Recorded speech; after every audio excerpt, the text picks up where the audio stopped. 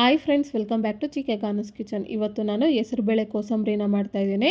ಈ ಕೋಸಂಬರಿನ ಮಾಡೋದಕ್ಕೆ ನಾನು ಈ ಥರ ಒಂದು ಬೌಲ್ನ ತೊಗೊಂಡಿದ್ದೀನಿ. ಅದಕ್ಕೆ 100 ಗ್ರಾಮ್ ಅಷ್ಟು ಹೆಸರುಬೇಳೆನ ಹಾಕ್ತಾಯಿದ್ದೀನಿ.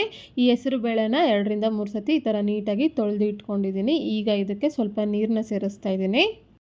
ಈ ಥರ ನೀರನ್ನ ಸೇರಿಸಿ ಆದಮೇಲೆ ಈಗ ಇದನ್ನು ಮುಚ್ಚಿಡ್ತಾ ಇದ್ದೀನಿ. ಈಗ ಈ ಹೆಸರುಬೇಳೆ ಎಲ್ಲ 1 ಅವರ್ ಹಾಗೆ ಚೆನ್ನಾಗಿ ನೆನೆಯಾಗಿ ಬಿಡಬೇಕು. ಈಗ 1 ಅವರ್ ಆಗಿದೆ. ಈಗ ಈ ಪ್ಲೇಟ್ನ ತೆಗಿತಾ ಇದ್ದೀನಿ. ನೋಡಿ, ಹೆಸರುಬೇಳೆ ಎಲ್ಲ ಈ ಥರ ನೀಟಾಗಿ ನೆಂದಿದೆ. ಈಗ ಈ ಹೆಸರುಬೇಳೆಯಲ್ಲಿರುವಂಥ ನೀರನ್ನೆಲ್ಲ ಸಪ್ರೇಟಾಗಿ ತೆಗೆದಿಟ್ಕೊಂಡಿದ್ದೀನಿ.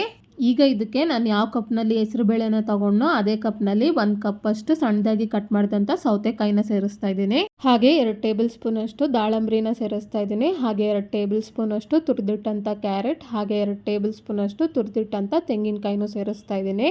ಹಾಗೆ ಒಂದೇ ಒಂದು ಹಸಿಮೆಣಸಿನ್ಕಾಯಿನ ಈ ಥರ ಸಣ್ಣದಾಗಿ ಕಟ್ ಮಾಡಿ ಅದನ್ನು ಸೇರಿಸ್ತಾ ಇದ್ದೀನಿ. ಹಾಗೆ 2 ಟೇಬಲ್ ಸ್ಪೂನ್ ಅಷ್ಟು ಸಣ್ಣದಾಗಿ ಕಟ್ ಮಾಡಿದಂಥ ಕೊತ್ತಂಬರಿ ಸೊಪ್ಪನ್ನ ಸೇರಿಸ್ತಾ ಇದ್ದೀನಿ. ಈಗ ಇದಕ್ಕೆ ಕೊನೆಯದಾಗಿ ರುಚಿಗೆ ತಕ್ಕಷ್ಟು ಉಪ್ಪನ್ನ ಸೇರಿಸ್ತಾ ಇದ್ದೀನಿ. ಈಗ ಇದಕ್ಕೆ ಒಗ್ಗರಣೆನ ಮಾಡ್ಕೊಳ್ಳೋಣ. ಅದಕ್ಕೆ ಈ ಥರ ಒಗ್ಗರಣೆ ಪ್ಯಾನ್ನ ತೊಗೊಂಡಿದ್ದೀನಿ. ಸ್ಟವ್ನ ಆನ್ ಮಾಡಿ ಈಗ ಇದಕ್ಕೆ 1 ಟೇಬಲ್ ಸ್ಪೂನ್ ಅಷ್ಟು ಎಣ್ಣೆನ ಹಾಕ್ತಾ ಇದ್ದೀನಿ.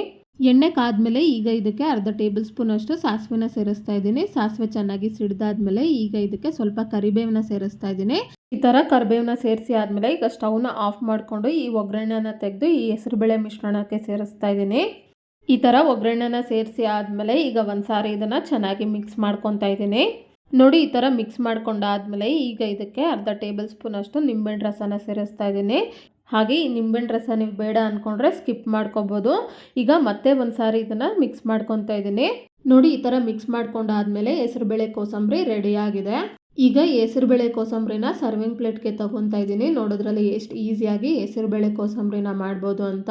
ಹಾಗೆ ಈ ರೆಸಿಪಿನ ನೀವು ಒಂದ್ಸರಿ ಟ್ರೈ ಮಾಡಿ ನಿಮ್ಗೆ ಹೇಗೆ ಬಂತು ಅಂತ ನನಗೆ ಕಮೆಂಟ್ ಬಾಕ್ಸ್ನಲ್ಲಿ ತಿಳಿಸಿ. ಹಾಗೆ ನಿಮ್ಗೆ ಯಾವುದೇ ರೆಸಿಪಿ ಬೇಕಾಗಿದ್ರೂ ಕಮೆಂಟ್ ಬಾಕ್ಸ್ನಲ್ಲಿ ಕಮೆಂಟ್ ಮಾಡಿ. ಹಾಗೆ ಈ ರೆಸಿಪಿ ನಿಮ್ಗೆ ಇಷ್ಟ ಆದಲ್ಲಿ ಲೈಕ್ ಮಾಡಿ, ಶೇರ್ ಮಾಡಿ, ಸಬ್ಸ್ಕ್ರೈಬ್ ಮಾಡಿ.